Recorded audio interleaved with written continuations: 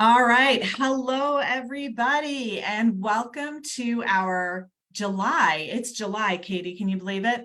FaceTime Live. My name is Claire Dam, the Chief Program Officer with the Northern California, Northern Nevada chapter, part of Region 2, which also includes the great state of Hawaii and our friends at the Desert Southwest chapter in Southern Nevada and Arizona. Katie, how are Hi, you? Katie.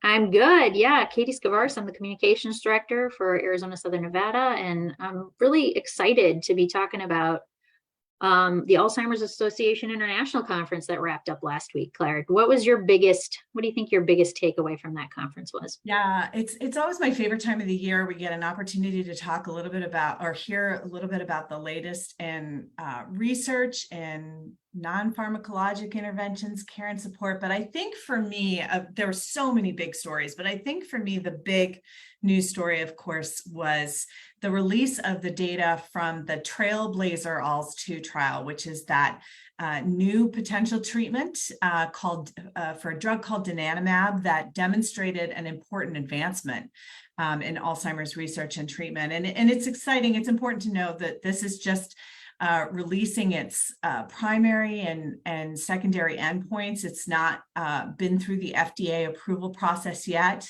Although that should be something that they're shortly starting to take next steps on. But what this showed was another monoclonal antibody, which of course we know those from things like Leqembi, the lecanemab, significantly slowed cognition and functional decline in people with early symptomatic Alzheimer's disease, even mild cognitive impairment or mild dementia. And I think some of the takeaways for me is that they still started to see better results the earlier the intervention. So just kind of goes in line with all we've talked about around early detection and diagnosis, and really not ignoring those early warning signs, those symptomatic signs of dementia. And we also saw something different with this one in that this might not be a drug that people have to be on forever. That sort of prior to the dose of the treatment, they get a predetermined level of amyloid clearing, and once a patient hits that level, they get to stop the treatment, which it could be really a great thing when you think about access, when you think about costs, and how do you really implement some of these challenging and more complicated treatments, because it's not as simple as just taking a pill. These treatments that have come out recently, and this one too, which again needs to go through FDA approval, really just it's an infusion, right? It's not just taking a pill, so it makes it a little bit more challenging. But saw great data in response to performing activities of daily living, to slowed cognitive decline. It was just really great to see that. What about you? Yeah. What was one of your takeaways? There's always hope in therapies like pharmaceuticals, but I like what you said about the non-pharmaceuticals. Those are exciting to me because when I talk to people, they're tangible things that you can relay to people that they can maybe incorporate in their lives now. And one of those things was a story that kind of made headlines because of its content regarding gut health.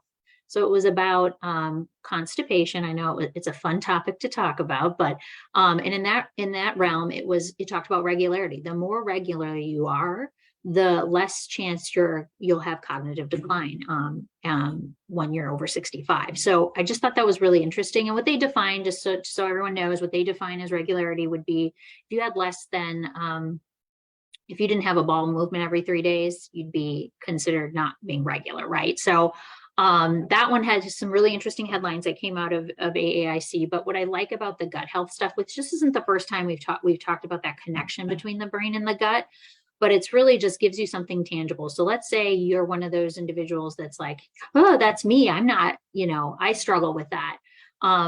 There's a lot of things you can kind of do. You can start by drinking more water. You could take a fiber supplement or up the fiber in your diet. So these are things that you can do that are non-pharmaceutical interventions where you can really kind of help your cognition and do those little strides. So I thought that was a great one to take away, but also just something again, that anyone can incorporate in their life, just, right now. So I always like the lifestyle ones because it's Yeah. really, we know when we're talking about Alzheimer's disease, it's a spectrum of a lot of different factors. It's not a singular factor. And so we really kind of got to attack it from all angles. So I thought that one was really interesting. And then another one I want to ask you about is just what you felt about all that news around it's the word we kind of have to explain what it is. And I had a researcher do that a few years ago where I was like, because it was my first AAIC about 5 years ago, and they were talking about biomarkers. And I'm kind of like, what's that? And he's like, a biomarker can be anything, your weight, your blood pressure. And I was like, so talk about biomarkers and what we discovered from some of the sessions around that and their advancements. Yeah, and I love talking about biomarkers because I think that's where we started to see some real advances over the years. And exactly what you said, right? It's a biological piece of you that can tell you whether or not you have a disease. So I think most people are probably familiar with a blood test for high cholesterol or to test your blood sugar, the finger prick, right? To test your blood sugar. And what we've seen over the last several AAICs is sort of more and more advances with this thought around a blood test. But what we've also learned is that blood then has to be stored and stored in the right containers at the right temperature. And so there's a lot of pieces to that. Well, this year at AAIC, there was advances in a biomarker test that is a single, simple finger prick, which is kind of a game changer.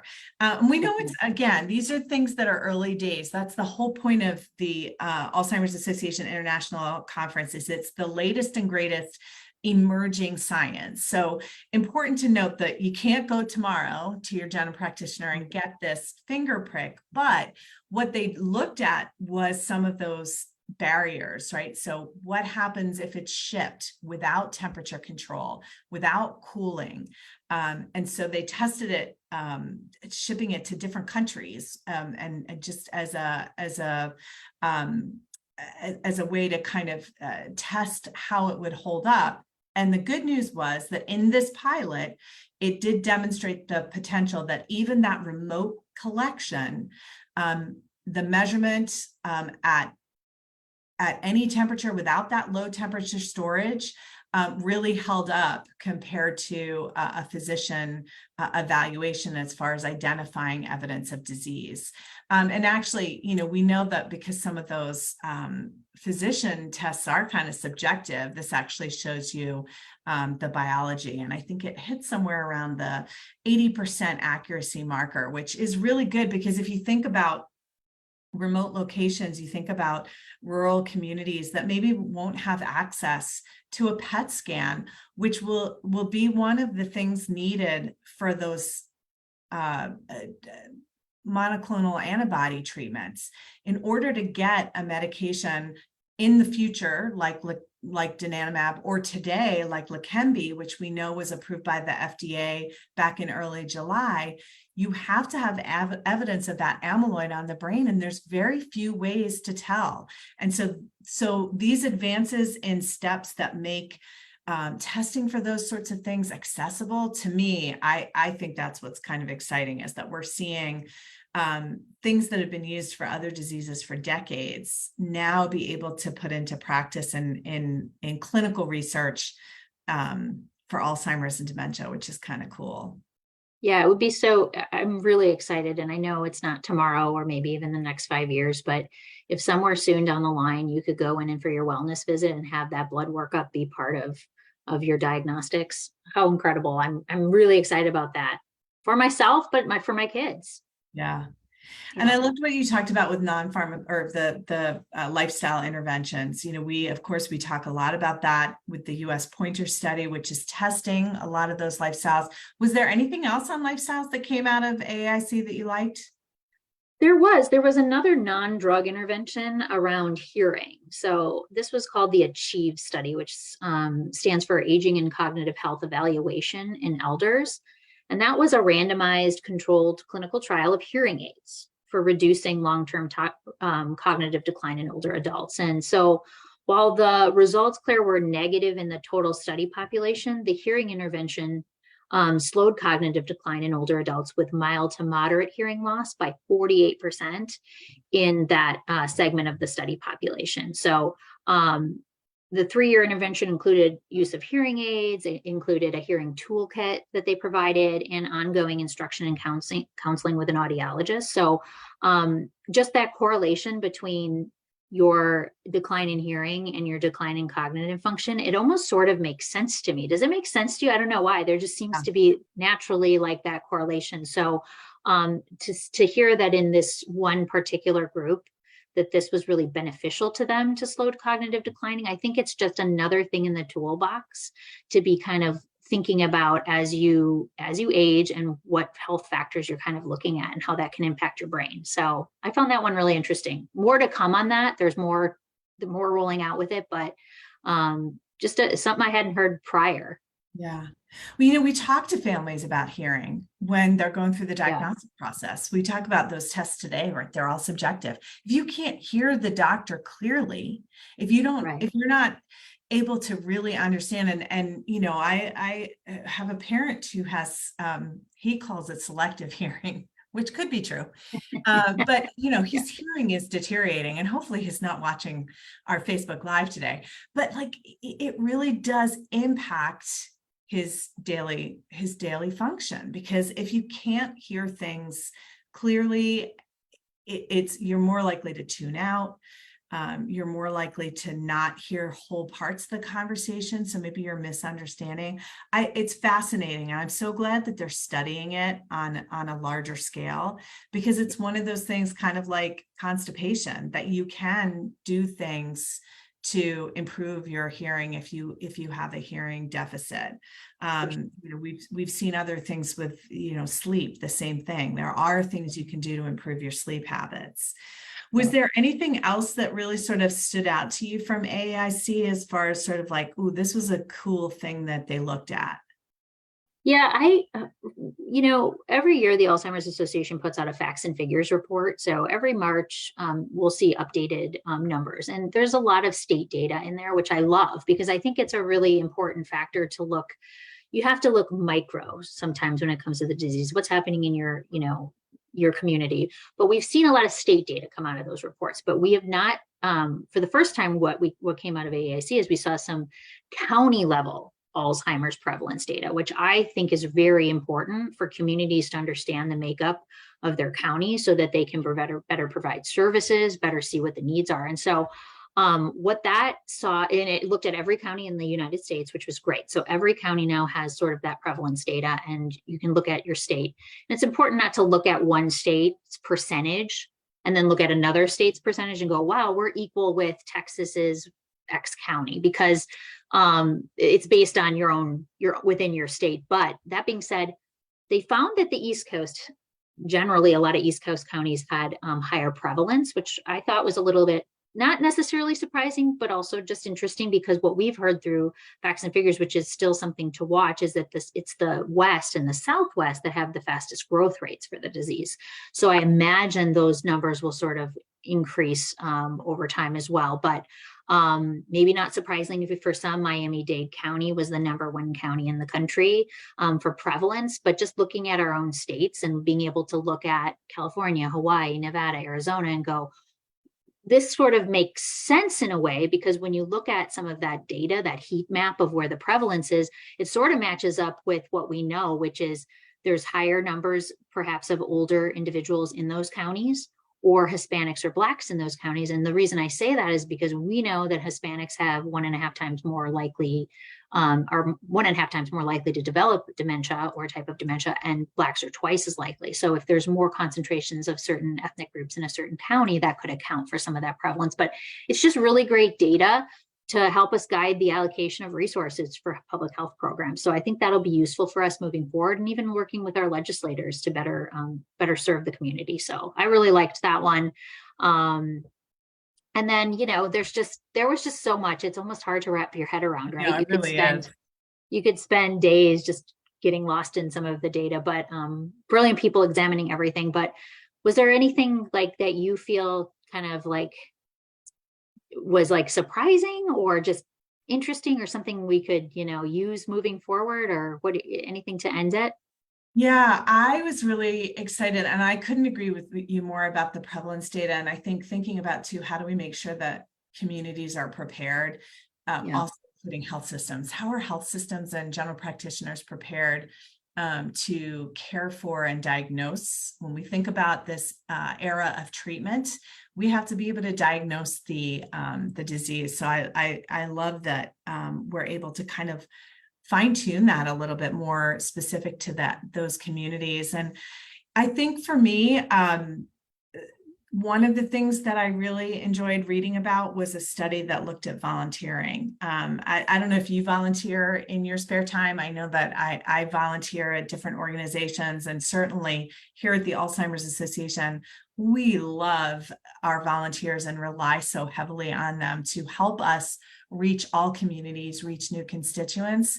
And this is a story that really helped to highlight the value for both parties. So of course, it's great for us as an organization to have volunteers helping us do that important work, but it turns out that it may have some benefits for the person volunteering as well. This was a study that was specifically done on ethnically and racially diverse volunteers in community, people in later life. And it showed that it may protect their brain against cognitive decline. It was a study done out of UC Davis here in Northern California. And it found that volunteering was associated with better baseline scores on some of those tests of executive function and verbal episodic memory, and that volunteering also was associated with a trend towards less cognitive decline over a follow-up time of they looked at about 1.2 years. So it wasn't really that was necessarily statistically significant, but it did show that there's an association, so a sort of correlation between two things. So it doesn't necessarily prove that volunteering protects your memory and thinking, but it does show an association between some of those things and that correlation between two things. And of course, we know that the more you volunteer, like everything, could have the most protection. And some of the volunteer opportunities that they participated in were supporting educational events, health-related events, and working in charitable organizations. So for me, that was kind of cool because we work so much with volunteers, and I know our volunteers get so much out of helping us, but it turns out they may get a little added benefit, which is kind of cool. Yeah, well, we talk about ways to love your brain. I think socialization is up there. So I think this also provides that opportunity for you to, like a person, to volunteer, socialize, get out the house and things like that. So yeah, that's incredibly cool. Yeah, I do a lot of volunteering. So yay. Yay. I can check one of the ways to love your brain on my on my chart. Yeah, I think that's kind of a good way to wrap up too, is thinking about, we know there's so much work that still needs to be done to end Alzheimer's and all other dementia. And we know there's so many things that are going to be dependent on that. Of course, things like, continuing research funding and advocating for policies that create change and create access. But we also know that there's a lot of things people can do today to decrease their risks of developing dementia. Things like exercise, all the fun stuff, right? Exercise and eating right. And I love that social and cognitive connection. The more we can do to keep those synapses sparking, the better off we have. And certainly was just another remarkable AAIC this year. Unfortunately, Katie and I were not able to attend in person. It was held in Amsterdam. We're hoping for next year. But it certainly is, like you said, the brightest minds coming together to really help solve this public health crisis. And I think if you're interested in learning more, there's so much great information on alz.org. Any last sort of links or things you think of, Katie? Yeah, I mean, if you're interested in any of the topics that we discussed, and there's, again, hundreds of more topics out there. ALS.org/AAIC specifically. So that stands for Alzheimer's Association International Conference.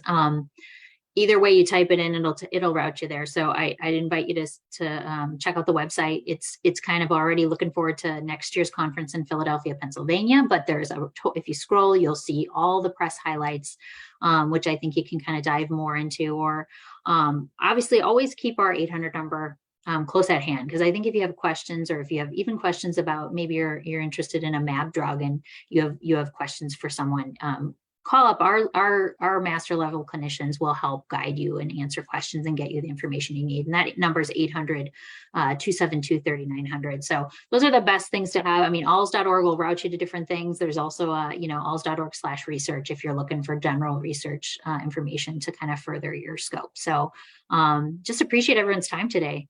It was good to talk about research, and see you, Claire. Always fun. Yes. Thanks for watching, everybody. Bye.